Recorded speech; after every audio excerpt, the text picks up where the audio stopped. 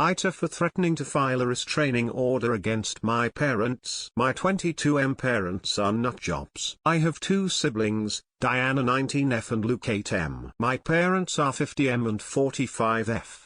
My parents heavily favored my brother and I over our sister. Luke and I were showered in pocket money, gifts etc. while Diana was expected to get a job as soon as it was legal for her to do so. They claimed they wanted to raise her to be strong and independent, but both of them have said they wished they had 3 sons because girls join their husband's family and leave their parents behind, so having them isn't worthwhile. My mother's pregnancy with Diana was also very difficult, and the damage that is caused meant that she had many miscarriages while trying to have Luke, all of which were blamed on Diana. Yes, I did stand up for Diana as much as I could until I moved out for college at 17. I tried to get other family members involved, but my parents are amazing at pretending they're not evil. As soon as Diana turned 18 in July 2021, she moved out. Like on the evening of her 18th birthday, I was receiving calls from my parents asking me if I knew where she was because she had disappeared. She had moved in with her friend Savannah's family, and a few months later she started dating Savannah's older brother Michael in November 2021, 25M, and she moved in with him in February 2022. Savannah's family adore my sister and they were happy that she was dating their son, and I know nothing was going on before Diana was 18 because Michael lived abroad until September 2021. My parents disowned Diana in August 2021 when it became clear she wasn't moving back in with them, and they haven't asked me about her either. Now they're constantly harassing me to get them back into contact with her because they found out that she gave birth to her daughter at the beginning of this month. I didn't speak to them much after Diana moved out because they make me sick. But I still wanted to keep in touch with Luke.